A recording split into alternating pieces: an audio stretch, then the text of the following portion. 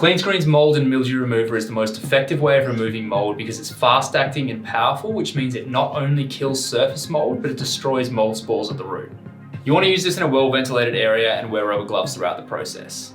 Once the area is dry, it's as simple as squeezing a small amount onto the moldy surface, whether it's tiles, grouts or sinks, and then leaving it for up to 5 to 6 hours before rinsing off with water. Depending on the surface and the mold buildup, it's sometimes necessary to reapply for a better result. Clean Screen's mold and mildew remover will keep the mold away long term, but for a more permanent result, it's recommended that you seal your grout with the Clean Screen's grout seal.